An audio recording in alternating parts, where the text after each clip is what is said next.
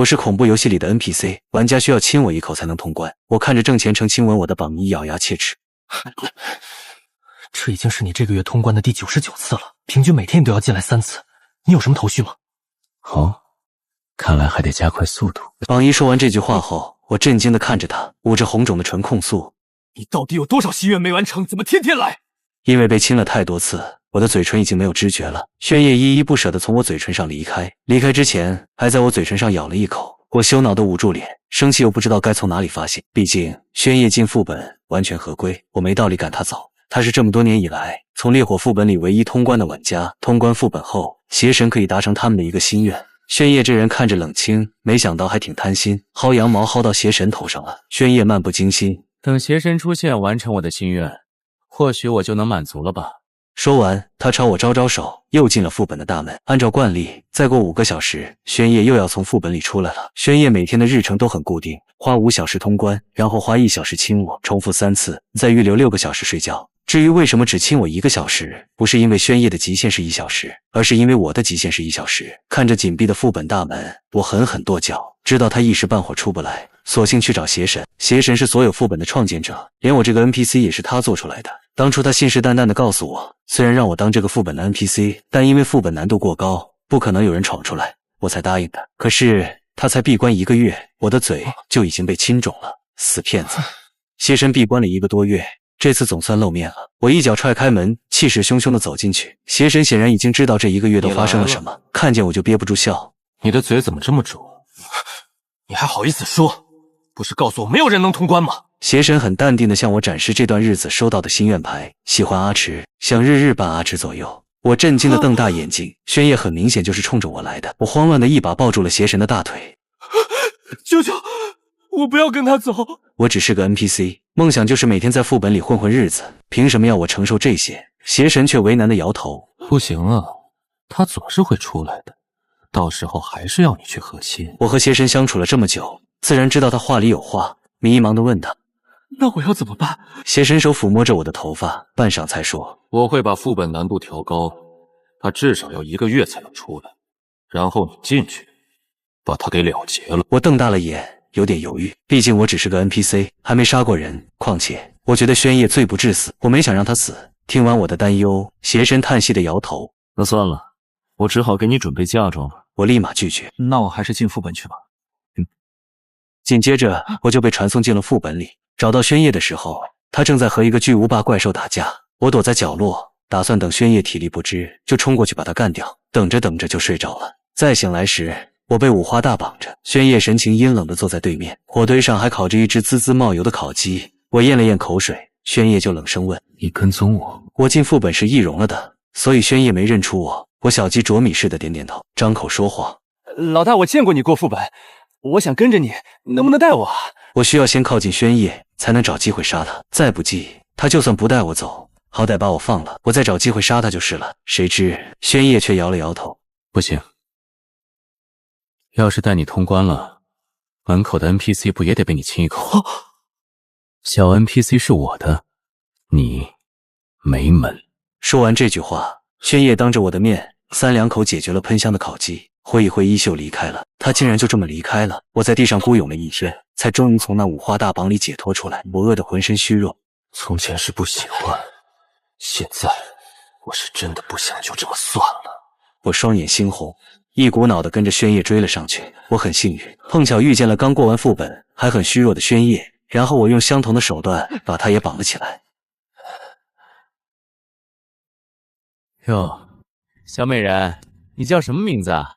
对了，你比那个 NPC 漂亮多了，要不然我不追她了，我追你怎么样？来，你亲我一口，我带你通关。渣男，吃着碗里的，看着锅里的。我提起刀，一步步走向宣叶。就在我的刀离宣叶只有几毫米远的时候，我停下了手。宣叶挣开绳索，伸手握住了刀锋。我被惊得抽回了刀。是的，我下不去手。明明已经力竭的宣叶从地上爬了起来，扑倒了我，把我压在地上。偏偏我根本反抗不动。不知道过了多久，宣叶终于松开了我，还掐了一下我的脸。小 NPC， 你怎么也进来了？我愤怒地推开他，感情他一开始就认出我了，还一直装，甚至之前还把我绑了起来。什么时候认出我的？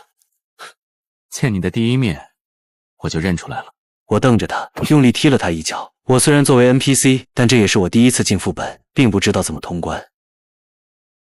这副本感觉不对劲。难度提升了。听到他说难度增加，我有些心虚。很好，副本难度提升，反倒能拉长停留时间，给自己留出更多行事空间。他没有问我为什么会进副本，只是邀请我一起走。好吧，勉强带你一程。宣烨似乎是笑了一下，他点了点头，开始架起火。也不知道他到底去哪里找来的兔子，烤得喷香。我咽了咽口水，正想装作不在乎，宣烨就把烤兔子举到我面前。吃完烤兔子，我懒洋洋地跟在宣烨身后。天已经快黑了，宣烨却完全没有要休息的打算。我提着石子，困意袭来，忍不住打了个哈欠。宣烨明明走在我前面，后面却好像长了眼睛。他停下脚步，先找个地方休息吧。他在原地搭了一个遮风避雨的棚子，又拿出一条小被子给我盖。我也不知道自己为什么会这么困，盖上被子没多久就沉沉睡去。我是被一阵水滴的滴答声吵醒的。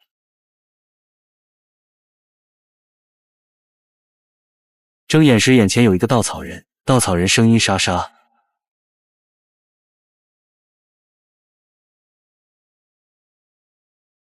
主线任务激活，大概意思是与新我们进入了娘完成真假拜堂仪新娘副本式。稻草人引着我骑上马，我胸前挂着红花，在一阵锣鼓喧天的奏乐中被带到了一处府邸。没多久，两个一模一样的新娘站到了我面前。新娘子比我高不少，大高个儿。这哪是新娘子，站着跟两尊钟似的。我有些无奈，看着两个新娘子一起坐上了轿子，抬轿的 NPC 都被压得差点闪了腰。我忍住笑，骑马带着迎亲队伍到了另一处府邸。这回还没进门，在门口的 NPC 就慌慌张张地跑过来。不好了，少爷，我们接到了2个新娘子。很快，稻草人发出系统音宣读任务：找出真正的新娘，如果找错，真新娘将会被直接清除。看样子邪神还是给我放了一点水的，只要故意认错，宣烨就会被副本直接清除。在所有 NPC 的注视中，我慢慢挑开了两个新娘的盖头，两个人连微笑的弧度都一模一样。他以前都是一个人闯关，应该没有体验过这种小命掌握在别人手里的经历吧。其中一个率先开口：郎君，我是你的阿叶啊。我正想说话，假货就朝我挤了挤眼睛。怎么说呢？邪神日常就爱和我这样抛媚眼，这表情太熟悉了，我不可能认不出来。不是，邪神你这么闲的吗？自己进副本闯关来了。见我发现了他，邪神疯狂给我使眼色，大概是让我装作认不出宣烨，这样就能用规则清除他。我懂了，我将目光投向另一个新娘，她收起了往常吊儿郎当的样子，表情不同寻常的认真。她眼睛一眨不眨地盯着我看，静静地喊了我一声阿迟。我立刻开口：我知道谁是假新娘。邪神满脸欣慰，宣烨满脸期待， NPC 们满脸吃瓜表情。在众人的注视下，我缓缓开口：假新娘是她，就是你。